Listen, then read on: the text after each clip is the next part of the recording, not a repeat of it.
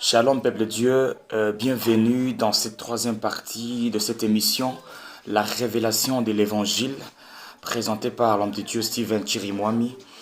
Je suis sûr que vous avez été bénis par les interventions précédentes des serviteurs de Dieu, notamment à l'homme de Dieu, l'ambassadeur Julien Chris Mavic, et l'homme de Dieu, apôtre Pierre Kambili. Et moi également, pour aujourd'hui, je prends les risques de vous dire que vous serez bénis énormément. Alors, bienvenue dans cette nouvelle partie de cette émission. On est en train de parler sur une thématique, apprendre à recevoir. Et j'ai vraiment eu beaucoup de questions que je me suis posées par rapport à cette thématique. Et Dieu a fait grâce, il nous a donné de révélations, il nous a vraiment enseigné par rapport à ces thématiques. Et je crois que ces mêmes messages que Dieu nous a vraiment enseignés sur ces sujets, je vais également les transmettre auprès de vous. Parce que vous également, en entendant parler d'apprendre à recevoir, il y a beaucoup de questions que vous avez peut-être à vous poser. Et je suis vraiment sûr que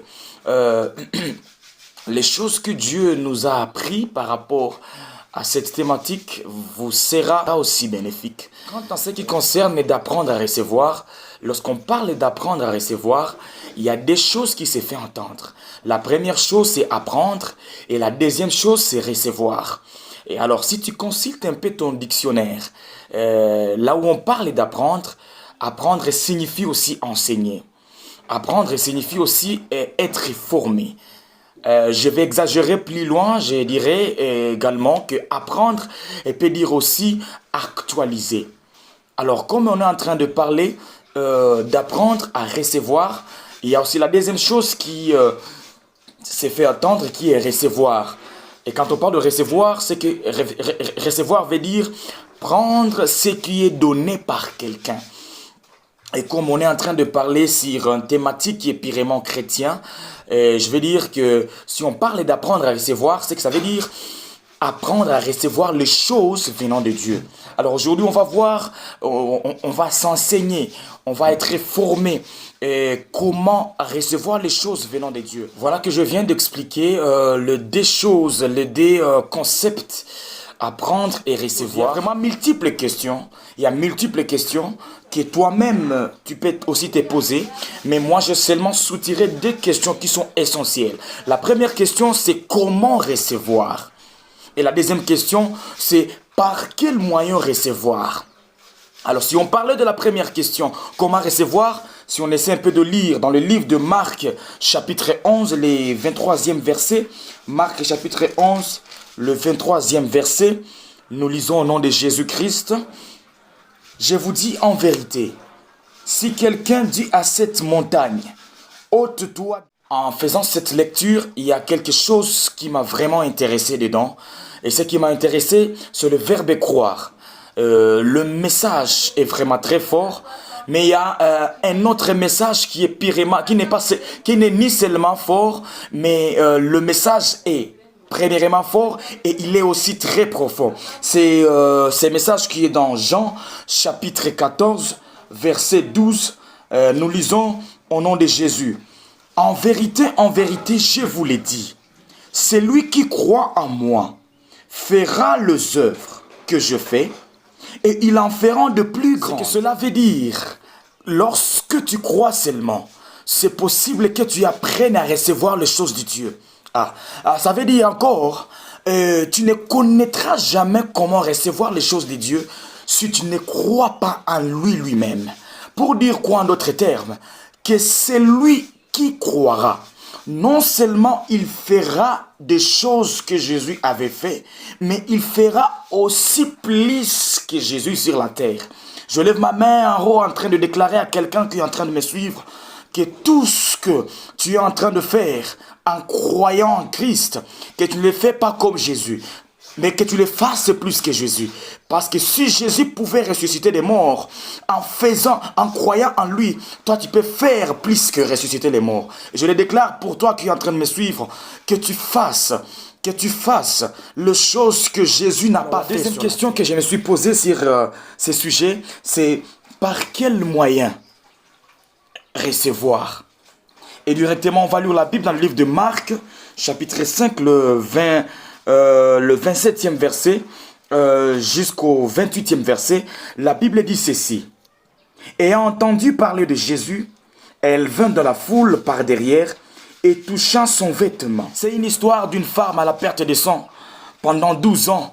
Une histoire que peut-être toi tu connais très bien, tu maîtrises très bien, même plus que moi. C'est une histoire d'une femme qui avait une perte de sang pendant 12 ans. La Bible dit ceci, cette femme avait vraiment souffert. Cette femme avait cherché de l'aide. La Bible exagère en train de dire ceci, elle avait dépensé tout son argent en cherchant le médecin. Mais malheureusement, elle n'avait pas trouvé de solution par rapport à ce qu'elle était en train de chercher. Mais la foi est la plus grande chose qu'un chrétien peut développer. La foi est la plus grande chose dans la vie d'un chrétien. Mais malheureusement, nous oublions que tout ce que nous avons, tout ce que nous sommes et tout ce que nous aurons demain, nous avons reçu par le moyen de la foi. Bien-aimés, ne sous-estime pas la foi, parce qu'il y a de maisons qui se construisent par la foi. Il y a de véhicules qu'on obtient par la foi. Il y a de mariages qui se font par seulement la foi. Bien-aimé, j'aimerais te dire ceci, la parole qui est en train de parler, cette histoire qui est en train de dire de cette femme à la perte de sang, qui avait longtemps souffert. Il n'avait fait aucun effort. Il n'avait fait aucun... il avait sacrifié rien. Juste, il avait cru. Parce que le 28e verset est clair en train de dire, elle avait dit, en d'autres termes, elle avait déclaré, si je puis seulement toucher le vêtement, la pente de ces vêtements, je serai guéri. Il y a des choses qui peuvent être opérées sans que même l'homme de Dieu, quelqu'un, ne te touche. Je ne dis pas qu'il ne faut pas que les hommes de Dieu nous imposent des mains. Je ne dis pas non plus qu'il faut que parfois les hommes de Dieu nous imposent des mains. Non, mais j'aimerais te dire, parce que tu vas comprendre qu'un homme de Dieu peut te poser les mains. Mais si tu n'as pas la foi, tu ne recevras rien. La Bible dit, la femme à la perte de sang avait seulement dit, avait déclaré que si seulement je touche la pente du vêtement de Jésus-Christ, je serai guéri. La femme avait compris une chose. Ça ne sert à rien que Jésus me touche. Ça ne sert à rien que Jésus impose la main sur ma vie. Ça ne sert à rien que Jésus prie pour moi. Ça ne sert à rien que Jésus prophétise pour moi.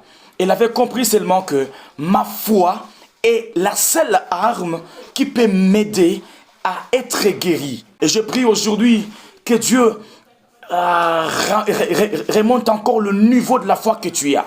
Si tu as abaissé ta foi envers Christ, que Christ remonte encore ta foi au nom puissant de Jésus. La moindre des choses, ce n'est pas l'imposition de la main, mais la plus grande chose, c'est d'avoir la foi même en la prière qu'on est en train de faire pour toi. Et j'aimerais que quelqu'un également le dise avec moi, ma foi m'apprendra à recevoir les choses venant de Dieu. Ma foi m'apprendra, m'enseignera. Ma foi actualisera ma façon de recevoir les choses venant de Dieu. Et quand je suis en train de parler de croire et avoir la foi, les gens ont un risque de comprendre mal et diront que croire et avoir la foi, c'est la même chose. Non, croire et avoir la foi n'est pas la même chose. C'est possible que tu crois en quelqu'un, mais tu n'as pas la foi en lui. Mais c'est impossible que tu aies la foi à celui que tu ne crois pas. Bien aimé, je vais te dire ceci. Apprendre à recevoir. Tu n'apprendras jamais à recevoir les choses de Dieu si la première des choses, si tu ne crois pas en lui et puis après avoir la foi en lui. C'est que le secret de comprendre, d'apprendre, d'être informé, de s'enseigner à recevoir, Christ m'a montré que c'est d'abord croire en lui et après avoir la foi en lui. Que Dieu vous bénisse abondamment. Vous qui nous avez suivis de partout où vous étiez, que Dieu vous bénisse, que Dieu vous apprenne encore quelque chose. J'étais juste un canal de ce message auprès de vous. Et je prie le Seigneur que ce message vous réconforte encore, que ce message vous aide encore dans la marche avec le Seigneur. Soyez bénis. Je vous donne les prochains rendez-vous dans la prochaine émission qui vous sera présentée par un autre homme de Dieu. Soyez bénis.